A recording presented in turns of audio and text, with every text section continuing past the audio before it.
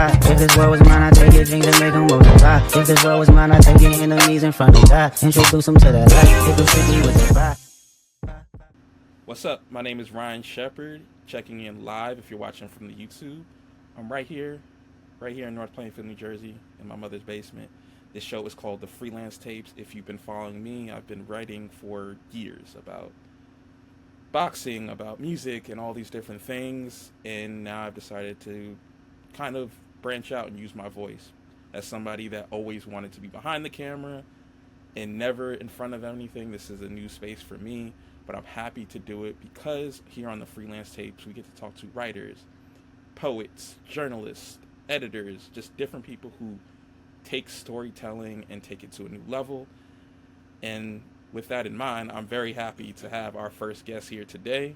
His name is Dwight James III from Duval County, now out in La La Land, out in LA doing his thing. I have known him for years. We met.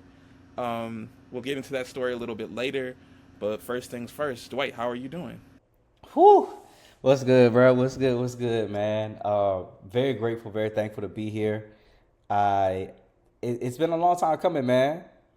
It's been a long time coming for you. It's been a long time coming for myself, man. And I feel like things are really falling into place. And I'm grateful to be on this side of the dirt, man. How you doing? I'm good. As we'll probably dive into this on a later episode, but I recently stepped into the world of unemployment, or I like to call the world of opportunity, just because I have an opportunity to do a lot of different things now that I'm not tied to doing something from a 9 to 5. Not to say that my previous job was 9 to 5. I actually really enjoyed my job, but it does allow me to get out and do the things that I was meant to actually be doing. Like sitting down with people like you. So I guess the first question I have is based on something you wrote in your Substack, right, with Dwight. Back in October, you wrote about your family and your uncles and playing Tonk and playing all these different games and the music that was playing. So I guess starting there, when someone says Duval County, what does that mean to you? What images pop up in your head? Man. Especially when people say it right, you know what I mean, in the wailing version of it, right? Duval. I think of the candy store lady. I think of pickup games on the street. I think of my great grandmother whose house we were at so much that like I consider her home. Like that's where I grew up, you know what I mean? Like I'll tell people anytime that, I grew up on North Side, that's my foundation. I think about, people dancing in the street. I think about people dancing in the front yard, you know what I mean? Like, and acting like this moment will last forever, you know what I mean? My family used to have cookouts so much, man, and my mind often goes there anytime I hear, Duval, you know what I'm saying? Because having community, having fellowship, and just escaping the mundane nature of the day-to-day is so essential, especially in today's time, right? Like, we live in a world where a lot of people want to take advantage of others. And so in my mind, I'm like, well, I haven't ever felt like I need to take advantage of somebody in order to feel like I'm winning in life, And that's been the thing that has really been my solid foundation from Jacksonville to going to school in Tallahassee at Florida State, to even living in Atlanta for a few years, even being out here in La La Land, man. Like, knowing who I am and knowing what I'm here for has allowed me to not be jaded by anything, man. Like, not be jaded by celebrities, not be jaded by, like, the different opportunities that are out here. It's like my whole goal, especially, like, when I think about Duval, is ownership, you know what I mean? Like, and as a kid, like, ownership was so hard, you know what I mean? Like, my mom was a young single mom and whatnot, and I wanted more than anything for her to have whatever she wanted, And, like, even as a kid, and I mean, like, 5 to 7, like, I knew we didn't have much, And being aware of that at such a young age, and, being 27 now, which is insane. It's insane. Being 27 now, like, I think about that little Dwight, right? Like, feeling helpless sometimes, not feeling like I can go out and do what I want to do, or like not being able to be the person that my mom needed, when I was younger. But also I understand that now that I'm getting older and like I have opportunities that, are a bit unorthodox, that's allowed me to be like, hey, look, I got you whenever you're out here, you know what I'm saying? And like my mom, she celebrated her birthday out here in LA, man. And that was Duval right there, like to be able to have a good time no matter where you at from coast to coast, like that's the energy. So going off of that, when we talk about your mom, who's somebody I was privileged enough to meet back when I was 16 years old, and we met at Disney Dreamers Academy, and we got to have that whole experience with Steve Harvey, his son, a person that we would later get to know as Lori Harvey, who was also there at the time, but just a lot of different people that we were there. Can you just go to like a little bit deeper about what your mom meant to you and how she impacted your creativity in terms of writing, poetry, video, and so forth? Well, honestly, man, like when I was younger, my mom, she wanted me to, have a backup plan. And like because like she just wants me to be good and like be financially well and whatnot, she was like, hey, don't just depend on one thing, have more than one stream of income. And like that ideology has been so deeply ingrained in my psyche. Like that's what I think about all the time, right? Like, okay, if I'm not doing photos, all right, I'm editing videos. If I'm not editing videos, I'm shooting videos. If I'm not shooting videos, okay, maybe I'm writing a treatment, or maybe I'm writing essays. You know what I mean? Like, she never wanted me to be complacent about where I was. You know what I mean? Like I remember vividly when I said, hey, I want to live with my grandparents for a few years, right? Like, she could have been like, I don't think so. But she took that risk. She said, you sure? I said, yeah, I think it'll be great. And when I tell you, like, those years I spent living with my grandparents in Ohio, most transformative years of my life. Like, my mom is the embodiment of, like, allowing my siblings and I to have the space to mess up, have the space to make our own decisions, like, and it was kind of like a, well, what did she have to lose type situation, right? Like, she could have been like, oh, no, I'm going to shelter y'all. I'm going to keep y'all here to die, right?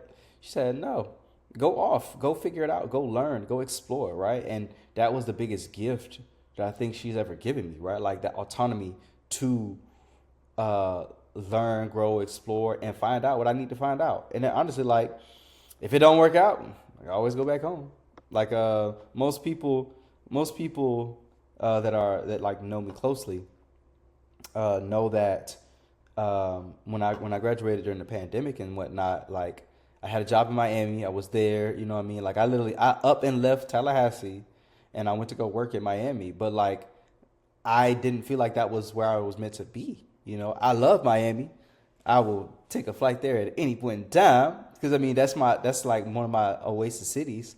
But like it was not my time. You know what I mean? And I think because my mom gave me that space to be like, you know what, you got a job. You know what I'm saying? But I'm the type of person where if my heart not in it, I won't do it.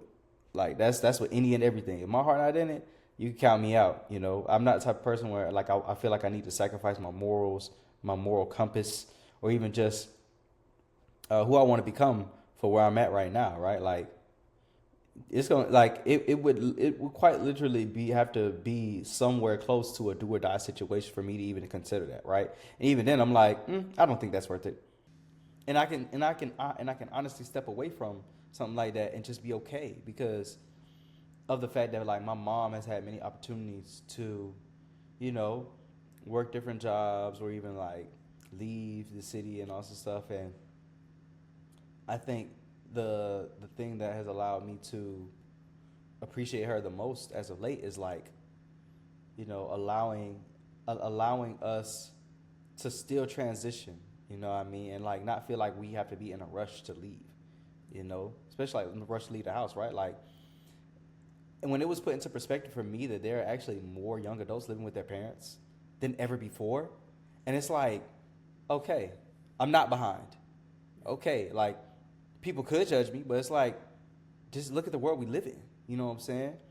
And she has such amazing foresight that I definitely believe was passed down to me, and that's one of the main reasons why I'm so big on taking care of people, stand up for people even if they can't stand up for themselves. You know what I mean? Like, she's been such a help and such a blessing in reminding me of my own power and of the fact that, like, I don't need that other stuff. I'd be perfectly fine. Do I know who I am? Do I know what I want? Do I know my desires? You know what I mean? And as long as I don't embarrass her, I think she'll be perfectly fine, man. So yeah, my mom is my foundation, man. She's a solid rock for real. I guess going from there, one thing that I noticed from one of the earliest things I noticed from you is that you were always comfortable. You were always confident in who you were and what you brought to the table. And one of the things that I always remember from that Disney Dreamers Academy experience was I remember I did a poem and I remember performing it and practicing it. And at one point, I guess I was in my own head. You tapped me on the shoulder and was like, you know, the teleprompter back there, you could just look at, right? Like, you know, there was a teleprompter in the back. So I guess with that, at what age did you become comfortable on stage in front of the camera?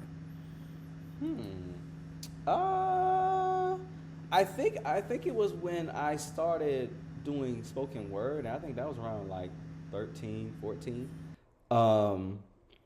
And I kind of gained that confidence because I was always picked on. Like, I wrote about it in a freestyle actually the other day, and how, like, when I came back home, and like my ego just inflated in a way like I didn't even expect to. But it was most because I knew that people would try to pick at me at any point in time. So it's like, you know what? Like, I got to make sure I'm good.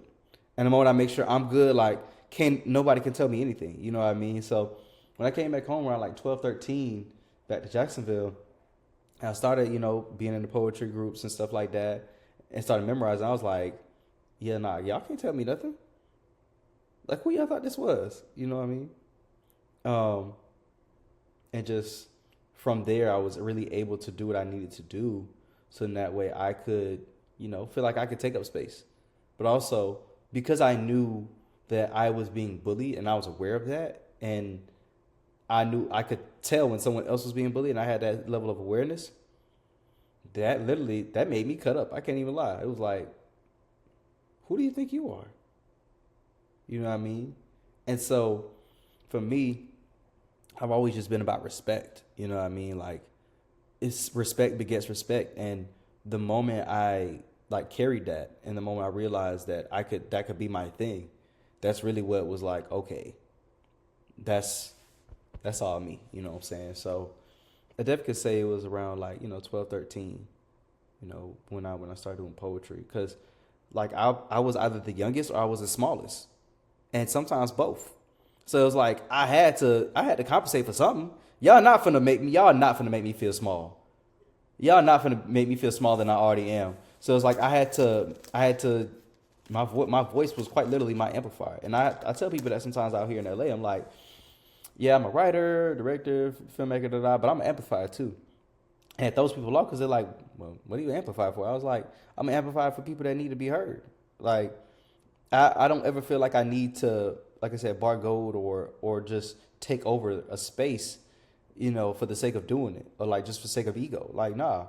Hey, look, this person needs help. What are we doing? You know what I'm saying? And which unfortunately kind of brings my mind to the recent activity that happened at Florida State with the shooting and all sorts of stuff. And like, there was someone that like recorded someone on the ground bleeding, and they just walked by, and I was like, y'all are cooked. Y'all are completely cooked, because in my mind, like, I'm calling the ambulance. I'm picking them up. Hey, look, we need to put some pressure on this. You know what I'm saying? I don't know anything about first aid, but I know about like finding a way to make something work for somebody. You know what I'm saying? Like, and I really wholeheartedly believe that it's moments like that that really remind me that like empathy is a long lost art. Respect is a long lost art, because it's like, if you respected that person, you wouldn't have recorded them. You would have protected them. You'd be like, hey, look, what do you need? Like, oh, let's figure out how to get you to a safe place. Like, let's close up this wound. You know what I'm saying? Like, we lean so much into exposure and exposing that we honestly forget that like people got to be protected at the end of the day. Regular people, extraordinary people, like all that. So yeah. I guess that's a perfect segue. We in between the time we met in 2000. Wow, it was 2012. That's nuts. Yeah, it is nuts. To now, we stayed in contact. We had a mutual friend, may rest in peace, Daryl Crockett. But I also remember, and I'm not sure if you remember this. I think I was first semester or maybe second semester of my sophomore year of college. And for anybody listening, me and Dwight are about two and a half years apart. You had called me and asked me to just read over something you had sending in for college for Florida State. And you went off to Florida State and did amazing things. And one of those amazing things that you did was become a brother of Alpha Phi Alpha Fraternity Incorporated. And this is just a very general question just because everybody's experience is different. Everybody goes into it for different reasons. For you, what did that part of your college experience do for you? Man, like, so a little background, right? Like, what most people don't know is I actually was in a mentorship program for the IOTAs. Oh, wow. Like, but again, like, I didn't realize that until I got to high school. I was like, wait, so that's why I'm always around y'all. What in the world?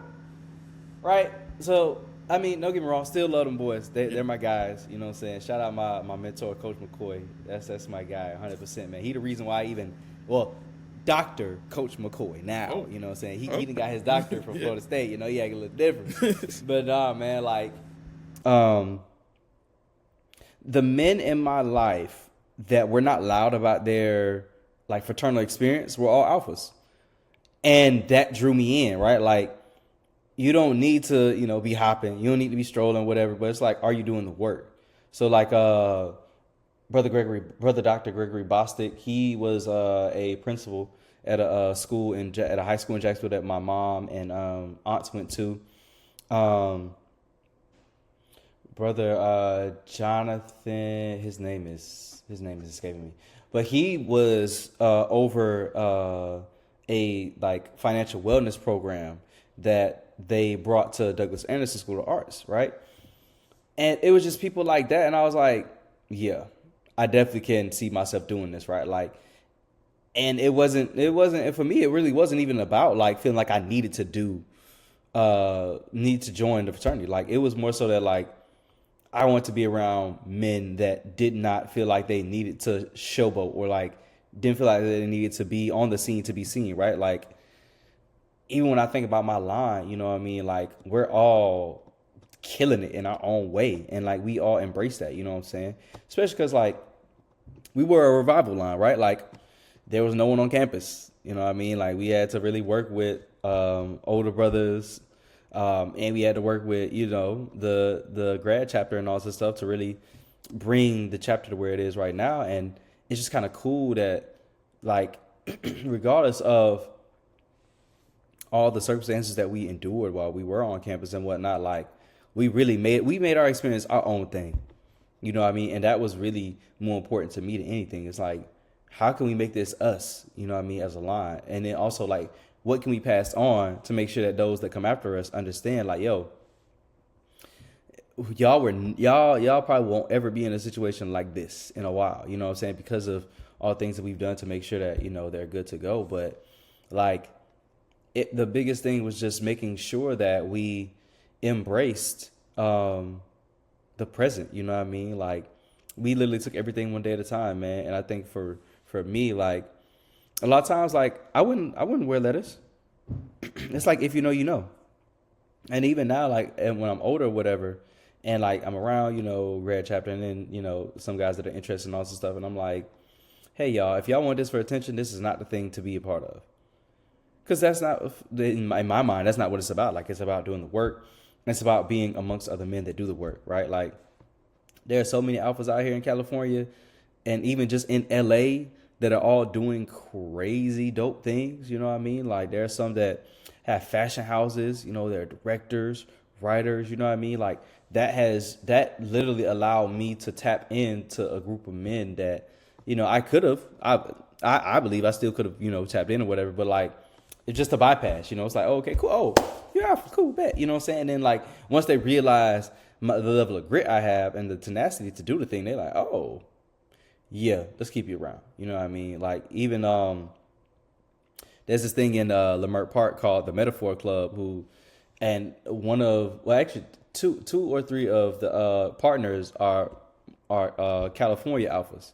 I think one of them went to UC Berkeley, and I think one of them went to Stanford. But legit, like every time I'm in the space, hey, what's up, frat? Hey, you know what I'm saying? Hey, we got this going on. And I'm like, that's insane to me. You know what I'm saying? Like, it's moments like that where I'm just like, okay, this definitely was a great choice. You know what I mean? Where it's like they are always like finding ways to get me involved and just like mentor me and all this stuff. And again, it's never about, oh, well, who's gonna go do the strolling or who's gonna do the entertaining stuff or whatever. It's like, nah, we out here impacting lives and changing communities. You know what I mean? So yeah, man, like that was my why. Like I wanted to be amongst men that didn't feel like they need to be the center of attention. You know? I definitely hear that. I don't know if we'll talk about this offline. Like at one point, I thought I was going to be in a fraternity, and that was one of the reasons why I picked that specific fraternity is because there were people that were in it that I saw truly being more than, like, this was more than just me being a part of this organization. This is a part of us actually making a difference. Mm-hmm. I guess it's tied to Florida State, but moving us a little bit further into post-grad life. You had mentioned that you had lived in Miami. And getting ready for this, I read something, and I feel like you had told me about it, but I had forgotten about it. You had written about your experience in the Global Scholars Program going to India. How did that impact your experience? Like going to because like for the people listening, we talked about Florida State, we talked about Duval County, we've talked about Disney Dreamers Academy. All that stuff is in Florida. Now we're talking about India. What was like? I guess when you got off the plane, what was your first reaction? How in the fuck am I gonna make this work? I don't speak a lick of Hindi. The only thing I could read was Urdu. So Urdu is kind of like a derivative of Arabic, right? Like there's certain letters that are added to the language, but you know, that's the main. I can read Urdu, Arabic, and English. That's all I can read. Everything else, I'm like, what is this? Right? Like, and then also I cataloged that experience so heavily because of the fact that like my family didn't want me to go. They was like, you going where? By yourself? By yourself? That was the main thing. By yourself? Where you staying? Who you staying with? That is the first question a mother is going to ask you. Where are you staying? Man, when I tell you, everybody was so paranoid. They like call us every day. I'm like, y'all, I'm on a different time zone. I can't call y'all every day. By the time I wake up, y'all gonna be asleep. What are y'all talking about? I really believe that though, India gave me so much perspective just as a global citizen, right? Like the language barrier was a little difficult, challenging, you know what I mean? But as a whole, I feel like I was really able to lock in terms of getting to where I need to go. You know what I'm saying? Like I learned so much culturally that it kind of made me think, I was like, oh, this is really their world. I'm just visiting, you know? And that kind of threw me off because it's like, I think in India, like there's the caste system, right? So, you know, I'm around people that, you know, have lower caste, higher caste and stuff like that. And so I'm thinking to myself, I'm like, damn, like this is socioeconomic status. Whereas in America, like there's so many other like things brought into play, like race, gender, you know what I mean? Like sexual orientation. And I'm like, yo, I'm grateful for my experience of being born in America, but I'm so thankful I was able to be in India at that time because like most of my people, they like, oh yeah, it's like dilapidated, it's nasty, which there are some parts like that, but other parts of India, it's like nice. Here. Yeah, they look like here. Yeah, I was like, but again, I'm so glad I went because I had to give that perspective. I had to give that insight, right? Like, and even right now, as I'm like applying to be an ambassador, like, I'm really gonna push the idea of like, yo, we need to see the world now more than ever. Like, we can't let the blinder of America be the thing that gives us all insight about where we should go, right? Like, I have a love-hate relationship with TikTok because it's democratized global citizenship, but also it's like, okay, not everybody's only focusing on like the positive. Like, we got to focus on the reality as well. Like, okay, you might be dehydrated while you walking around India. You know what I'm saying? Like, I had to get a whole camel pack, literally, and I wore it around. Like, they was like, James, because what's funny is that like they didn't call me by my first name, they called me James. Because like when I said, oh, my name is Dwight, they said, Dwight James. I'm like, God, okay. So literally, man, it was just kind of funny how like I was able to gain so much insight. I was able to learn so much. And even like with the food, like there a lot of times, folks eat with their hands. Me, I ate with my hands from time to time, but with me not really being used to doing it over there, I got sick once or twice. And when I tell you I was so miserable, it was like, James, are you okay? I said no. I need something warm in my stomach. That way I can go to sleep. I said, oh, okay, James, it's perfectly fine. I was like, appreciate it. I'm not feeling well. You know what I'm saying? And like for them, because I was an African American in India, the idea of colonialism for some folks is a little strange. So when I said, hey, I'm not from Africa, they said, huh? You look African. What do you mean you're not? What do you mean you're not from Africa? I was like, bringing niggas from one country to the next, it's a little complicated, you know what I'm saying? And so like I wrote about like that experience, right? Like of trying to explain colonialism, of trying to explain the slave trade to people that like that's not typically not taught to them. You know what I mean? At least in my time that I was there, like the very thought of processing it was overwhelming. They're like, who? You look African, James. I said, okay. I can't explain this to y'all. Like, yeah. The cultural lens is a little different, you know what I'm saying? But honestly, that's the thing that made me embrace it more, because not everybody's gonna get it off the first dribble, Some people won't, and that's perfectly fine. And I think the more that we lean into the things that we don't know, and the more that we're willing to learn about things we don't know, I think that's when we have the most necessary, and when we have the best epiphanies, man. Like, I was thinking myself, I said, what if I would have never went? You know what I'm saying? What if I would have, gave into what my family sold me in terms of like the nightmares of India, not necessarily the possibility of it being a dream. I often wonder, like, damn, would my experience be like XYZ 1, 2, 3?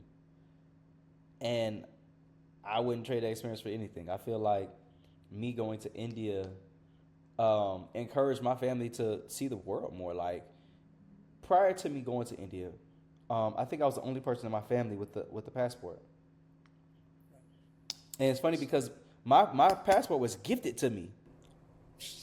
It was gifted to me. Like, one of my mentors, Dr. Richard Danford, he was like, hey, Richie is graduating. So Richie is one of my best friends from Jax. We also were college roommates as well. He went to FAMU, and like that was such a cool experience, like having someone from back home live with me, you know what I mean? Like we elevated together, you know what I mean, from high school to even post-grad, stuff like that. So like he said, hey, we're going to DR to celebrate Richie. Do you want to go? I said, yeah. It was like, but Doc, I don't have a passport. He was like, oh, we'll take care of that. And when he said that, like, that activated something in my mind. I was like, I want to do that for somebody. I want to let someone know, yo, what are you worrying about? What are you worrying about? Just come to the airport. We got everything else. And like I carry that with me. I carry that with me everywhere. Like that experience alone changed my life, and that made me feel like I could really see the world. I'm like, oh, okay, I can see some things now, you know.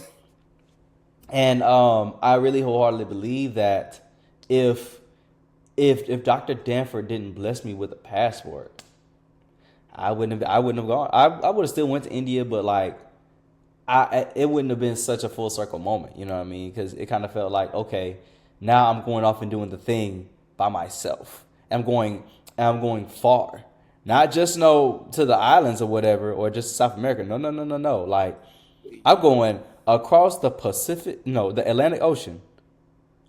I'm going all the way over there. You know what I mean? And so I think one of these days, whenever the boy get blessed like that, I definitely want to kind of do like a global exposure type of program that allows students to see the world, man. Like black kids deserve to see the world, and not just see the world from TikTok, but see the world in real time.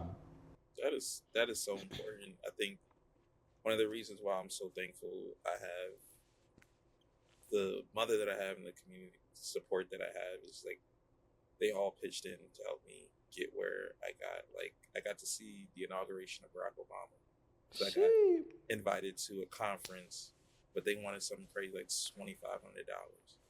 My aunt went to her job and raised all of that money for me. Wow. Like people like my mom made it a point to have us. Like we didn't go, like maybe we didn't go to South America, but she made sure that we went to Jamaica. We went to the places that she could get us to. Yeah. She made sure, like even LA. The only time I've ever been to LA was when I was a kid with my mom on a business trip. Wow. So like things like that. But one thing that you've mentioned several times throughout this conversation is that you had mentors, and I'm wondering. I not only want to talk about your story, but also give game to some of the younger people that may be listening to this. How did you go about seeking out mentors, or did they naturally just come to you from the rooms that you were in? Honestly, and this is just my approach. I low-key didn't give my mentors an option. I'm like, look, I need to learn from you. What are we doing? And like that boldness and that tenacity is the thing that draws me to. I need to be drawn to, right? Like one of my recent mentors and like who like literally found me at like a transitional point in my life, Andrew Thomas Clifton. There was a point in time where I was kind of feeling like I was losing my boldness, and he was like, "What you doing? You tripping, right?" Like, keep in mind, I was following this man on Twitter for a while, and I was like, this man love black women. I love black women too. I feel like we should meet one day. And I promise you, one of my homeboys in Atlanta brought me to an event for Black Men Smile, to like the release of their Target collection. And guess who was there? Andrew Thomas Clifton. I said, "Oh, I know your name." He said, "Huh?" I said, "Yeah, I've been waiting to meet you. 100%. I need to learn from you." And like that boldness of like not allowing him, like literally, I didn't give him an option. I'm like, no, bro, like I need to learn from you. Like, you want me to call you every other day? You want me to reach out? Like, you need me to like, what do you need me to do within reason, so that way I can be able to get to know you on a genuine level. Forget all your famous people that you know. Forget all these other like things that you've done that like have elevated who you are. Like, I want to get to know who you are as to your core. What are we doing? And like for me, I got mentors in different fields, right? Like for Andrew, he's more so like kind of like life coach ish, but also for like one of my creative coaches and whatnot. Kezia Williams, she's more so like, financial / entrepreneurship.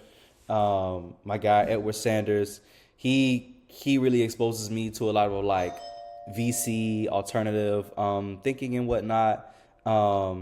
It's just people like that. Like I categorize everything, you know what I'm saying, and I just run it from there. I guess there's two more points in your life I want to hit on, and the first one takes us to a specific project that I wanted to ask you about, which is King's Crown. So, for those following on the story, at a certain point, Dwight ends up in the great city of Atlanta, Georgia. Incredible place. And while you're down there, I remember you calling me and telling me you have this script and you're applying to a program and you wanted me to look at it, and I was blown away by it.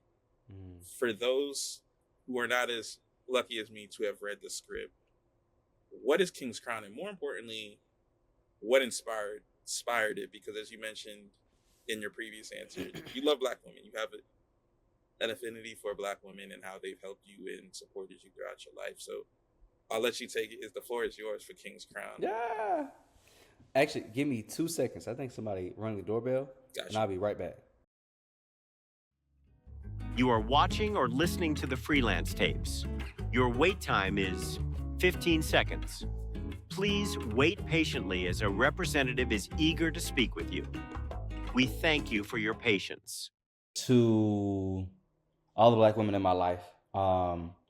And though that audio was a big issue for the actual recording of it, my whole goal was to tell this story of myself, right? Like, I want to grow my hair out. I need some help, and I'm being prideful. You know what I'm saying? So I get help from someone that I like and all this stuff, and I'm like, oh, yeah, I'm for this. You know what I'm saying? And I definitely believe that for every Black man that's trying to elevate himself, that's trying to go to that next level, man, like, there's a Black woman that is his foundation, that is showing him like his blind spots, that's showing him all the things he needs to do. One of the inspirations behind it was Hair Love by Matthew Cherry. And when he made it, I was like, yeah, that's what that is to me. That's what it is. You know what I mean? Like, I was very reluctant to grow my hair out. You know what I'm saying? And then when I finally did it, I said, oh, this is different. And like, there's a moment where like my mom braided my hair and I was falling asleep. And I felt myself like time travel to that younger version of me that was like trying to stay up with my mom, like braiding my hair back and all sorts of stuff. And kind of in that moment, I was just so infatuated with the gratitude I was feeling and just what that moment meant to me. You know what I mean? Like, I couldn't even put it together in my head. I was like, what am I experiencing right now? Am I having an out-of-body experience for something that's so simple? You know what I mean? Yeah, I'm getting my hair braided. Yeah, by my mama. Right? Like, and this is a woman that, like, she was really the type to learn what she needs to learn to get it done. You know what I'm saying? So, like, that's what King's Crown is, man. Like, it's my love letter to the Black women that uplift me, that show me the way, that give me grace. Cause, man, when I was younger, bruh,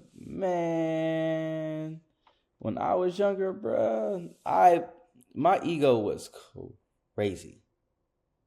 My ego was so crazy. I really wholeheartedly believe that if it wasn't for the Black women in my life that helped me process and navigate all this like ego, I wouldn't be where I'm at right now. Like, I got a mentor who's also like a life coach, Detective McDaniel, and she was at some event with Pal or whatever, right? And so she's there, and like she can tell that like I'm not with any of this, right? Because I have a bad relationship with law enforcement. Like, them niggas killed my dad, so I'm not fucking with them at all. Yeah. Like, what? But in that moment, she was like, "Hey, I see what you're going through. I want to let you know I see you. I'm not here to embarrass you, but I'm here for you." And like in that moment, oh, I bust down in tears. That broke me. That broke me, you know what I mean? So like, it's moments like that. It's moments like my mom like braiding my hair and like finding a way and figuring things out. That is why like I wrote King's Crown, you know what I'm saying? Like, That a king's crown is nothing without the queens that like lift him up, or like just his queen in general. You know what I mean?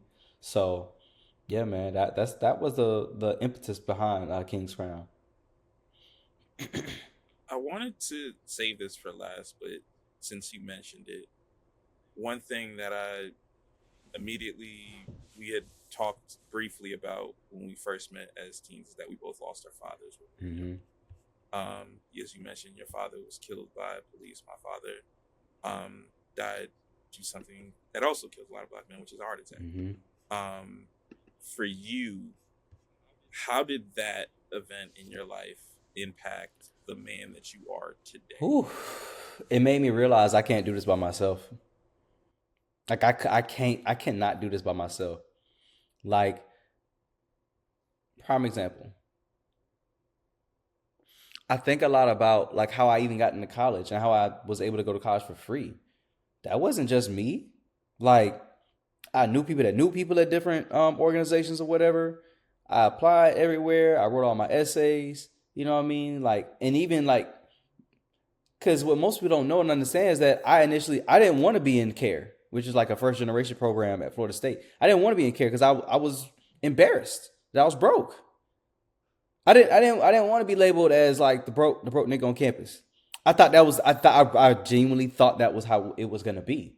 You know what I mean? So it's like I didn't want to give people another opportunity to again pick at me. But like I realized I'm like, oh, I ain't the only nigga that's struggling out this thing. What? Oh, sign me up. You know what I'm saying? And again, like that came from Dr. McCoy, you know, being a bridge and reach out to different people, whatever, that pushed me up and into the program or whatever. And funny enough, the former director, Dr. Stark, he's from Duval. You know what I mean? So legit, like once that was established and he realized the type of person I was, you're good. You're good. You know what I'm saying? And that really was the thing that altered my perspective, right? Like I could have been like I had those pride issues because I feel like I need to figure everything out on my own. The reality is that like I found that I didn't have to do anything on my own. All I had to do was just reach out and touch. Hey, look, I need help. Hey, look, I'm trying to get direction on this. What we doing? That's such an important lesson to learn. I think it comes at different points in life for a lot of people. Like asking for help is one of the most difficult, simplest things to do, but also one of the most difficult things for a lot of people. And I think a lot of people think, for some people, it may come out of pride. Other people it's just like, I don't even know what to ask. What am I asking? I don't know there's so much things I need help with. I don't even know what to ask for. But as you mentioned, you had your experiences in Atlanta, and then we've talked about this as it was happening. But I wanted to go back to it. What was the breaking point where you was like, nah, I need to go to LA? What was the thing that was like the final straw that made you like, no, I need to go out there? So, again, like having people around you that see the bigger picture, number one, and then number two, like having people that have that are on the same vision and goal as you, right? So, my bro, Tyreek, we were in Atlanta and all this stuff, and so he was coming up and acting. I was filming my projects, writing, doing what I had to do. So he gets this call about this Jordan Peele project. Him, but it was originally called GOAT, right? But change it and all this stuff, and said, hey, I want you to come and be on set with me for April, in the month of April. I said, okay, sure. So I flew out there and, vibing out, doing what I got to do, you know what I'm saying? Like, navigating, because it's like, this is new territory for me. I've never been on a feature film set. I've never done that before, but I'm there doing what I got to do. And then I think it was either before or after the anniversary of his older brother's passing. We kind of all sit in the living room of the B&B that we're in. He's like, yo, I really think you should move to LA with me. You know what I mean? Like, you see how things are going. You see what's happening, whatever. Like, I really think it'll be good for you. I was like, and I was nervous because it's like I was finally getting more clients in ATL. Things were elevating, and I'm like, you want me to leave all of this behind? You sure? And then what's funny is that I prayed. I said, God, if I'm meant to be here, you need to figure out how this is going to work. Not me. I'm not figuring it out. You need to figure out how this is going to work. And I had a list of things I needed to go to LA. And I prayed for those things. I didn't tell Tyreek what those things were. But it was, I needed to find a way to get work out there. I wanted to build community. And I wanted to make sure that I was not like a passerby or like someone that was like, oh, well, here's the, you know what I'm saying? Those are my 3 requests. And Tyreek, he said all 3 of those things. So I was like, okay, God, I'm going. Cool. And when I heard him say that, I was like, bet.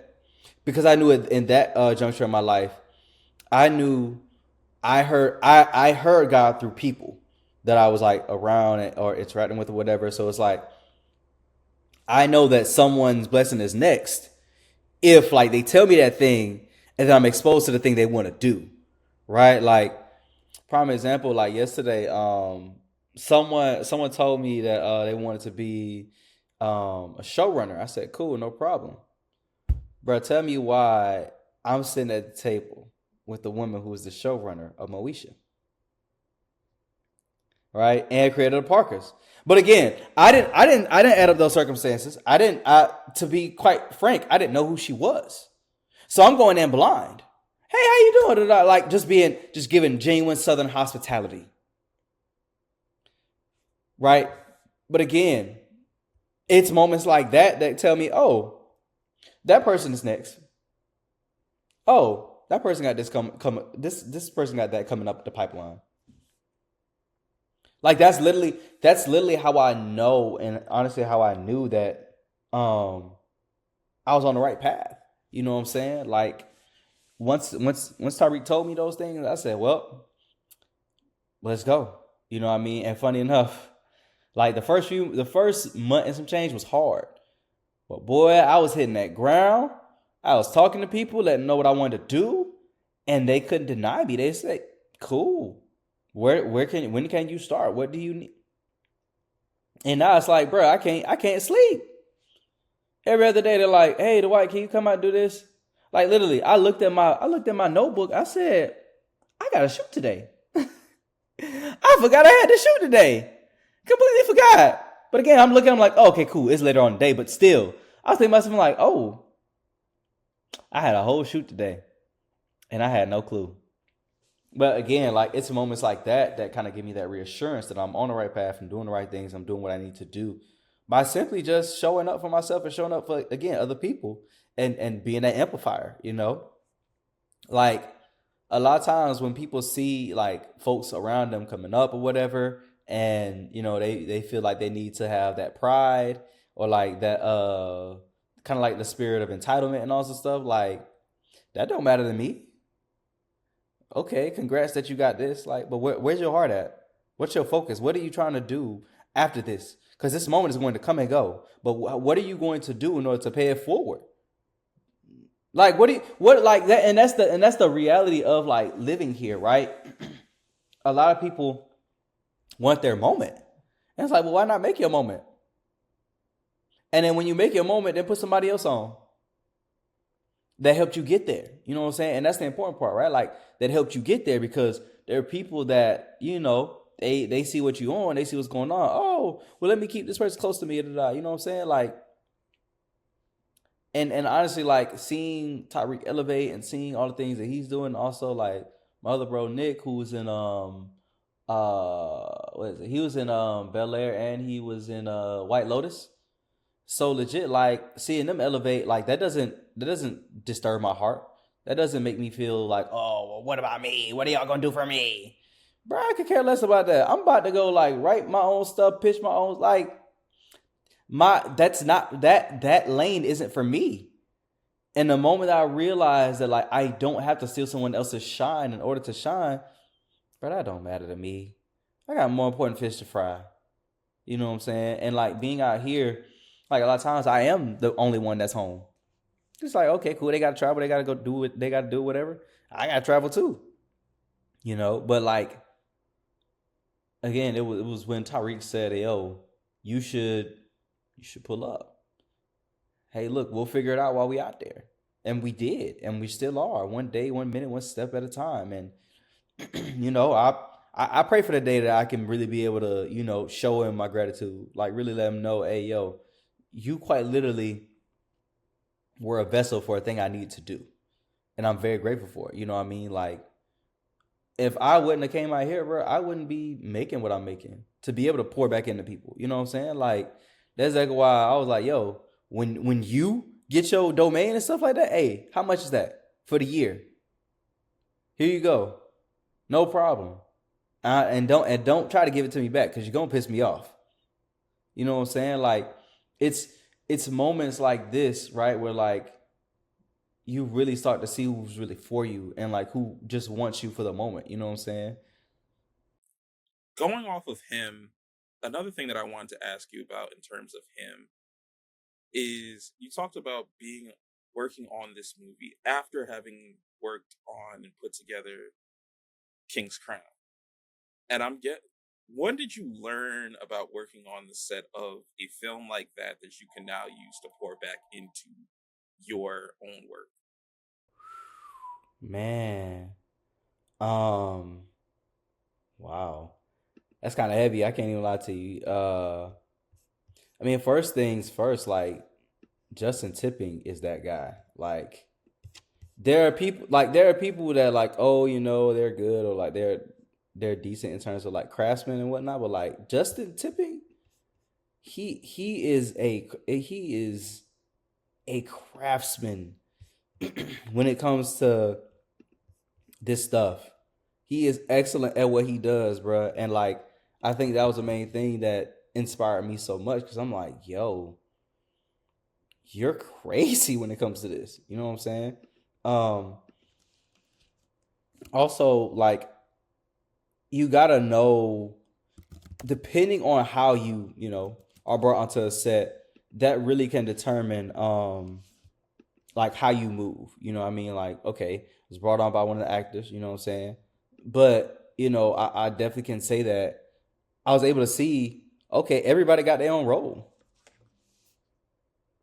Everybody has to do their job. You know what I'm saying? And I think in that moment, I was like, oh, yeah, no, this person can't touch that. No, this person, oh, word. Okay. You know? And I think now more than ever, it's really made me embrace how I can find the people that are just great at what they do and just lean into them. Hey, look, I saw you did this. Yeah, let's talk about it. Hey, look, I saw you did this. Yeah, let's talk about it. You know? And that really was the thing that that got me right, you know? And I think for more artists, for more creatives, like, we really gotta do our part to be in different spaces like that, you know? So that way we know, oh, wait, hold up. How do we do that? You know what I'm saying? How did you, you know, do this? Or like, I don't think people get that perspective or that wherewithal by not being in a place like that to be exposed, you know? And I think that as a result of me being on that set, I was really able to see what is it like to work at such a high level? What is it like to be like, oh, okay, cool. This person's doing this. This person's doing that. Or, oh, wait, hold up. I need to make sure I got somebody like that for me to do this, that. You know what I'm saying? So I was just able to see how it all works, you know? Like, it's quite literally a well-oiled machine. You can't just be like, oh, yeah, well, let me do this, let me do that. Like, nah, big dog. Nope. You what's your role? Oh, no, you can't do that. Nope. You can't do that. You know what I'm saying? Or like, oh, because people are union, right? Like you can't some stuff you can't do, you know. Whereas in like in my mind, I'm like, man, this shit got to get done. Like whatever, y'all. But again, like if that's not your job, that's not your job, you know. And I think more people just got to understand, like, gotta play a role, bucko. That's almost like what we hear, but I try to explain to people like about basketball. If you've been ever covered a professional team, you know everybody on that team is incredibly talented, and they could do a lot more than what they're showing you. Mm-hmm. But this is a specific role that they do. I think we see it all the time. NBA player pulls up to the local gym, puts up 30 or 40. It's like, he ain't never do that in the game. That's not his role. It's not his role on that team. Mm-hmm. I guess this kind of brings us to the end. The way we end every episode of Freelance Tapes is with 2-part. Mm-hmm. We have a game of this or that, and then we'll dive into your freestyle, which I'll explain in a minute. But first, we have something real quick for you. Mm-hmm. Some of it'll be easy, some of it will be a little bit more difficult, but we'll start off very, very, very easy. Florida State or Miami? Florida State, duh. you who them? Like what? Like, come on now. That's not even a debate. But I know some people that like are crazy UM fans and they went to Florida State. I was like, who raised you? Like you must not have been raised correctly. Because what are you doing? Anybody watching this, Ohio State fan, we got it. No, we got it. Hey, yo. I can't even say we got it because I never went there. But one thing I was not going to do is get stuck being an American University sports fan. That is how I went there. I got my degree, but I got enough trouble being a Pacers fan and trying to wait for them to win a championship. I ain't got time to win a championship. Next up, we have your choice of Jordan Peele movies. Oh, no. We have Nope or we have Get Out. Huh. And for context, this is the one that you enjoy watching. Doesn't necessarily have to be the better movie, Mm-hmm. but the one that you enjoy watching. Okay. Damn, that's tricky. Cause I like Nope. I like how Nope tied in a lot of history.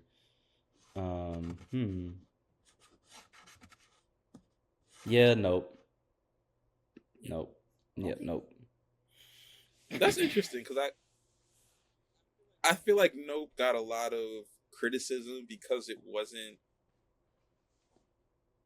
I'll use the word direct. Oh no, absolutely not. Get Out. Like Get Out was very blatant in what we're trying to get across here. Nope. While there were some blatant messages in it, it was more. It was more subliminal in a way. That, and I guess without giving it away or giving out what you did on the film, for you, if somebody asked you why should I go see him, from what you saw and what you were able to work on, why would you tell them to go see him?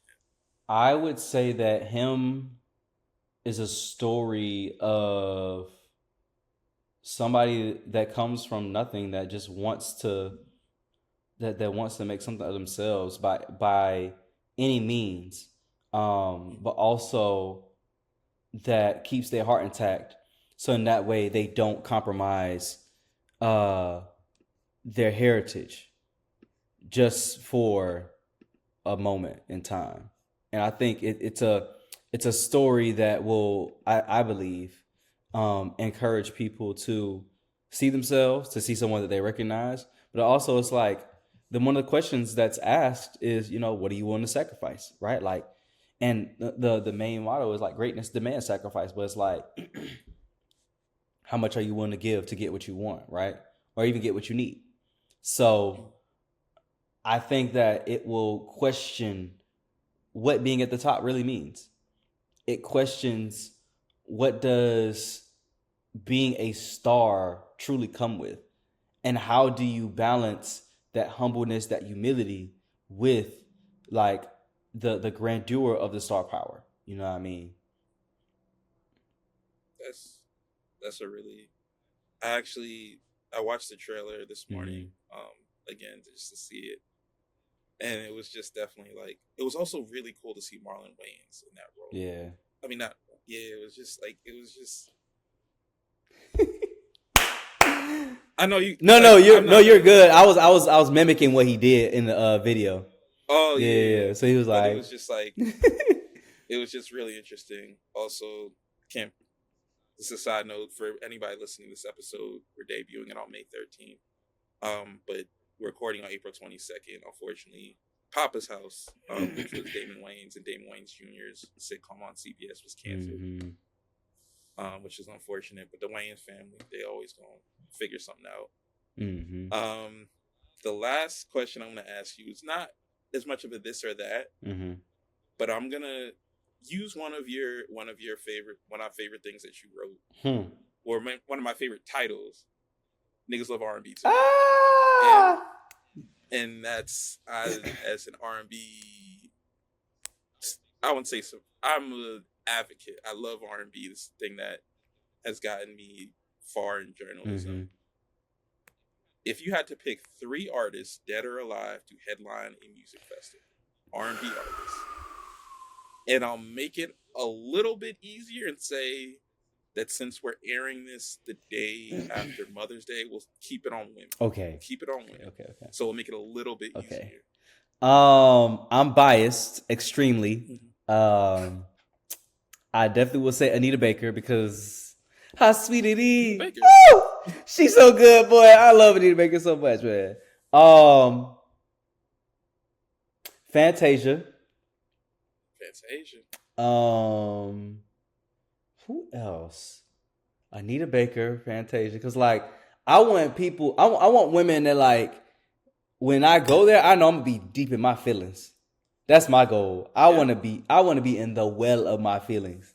That's how you get people singing along. That's how you like when I see you was gonna be here, because people, when you hear that, you feel something. Like Fantasia's gonna take off her shoes. She gonna run around the stage. She's gonna let it out. And she listened to these songs. She's made these songs over 20 years ago. Still has the same reaction when she hears them. And if she has that reaction, that means you know you did something right. Whew, okay. Last one. And I gotta make sure she got some hits. This is a little tough. Ooh, this tough. Why I gotta choose?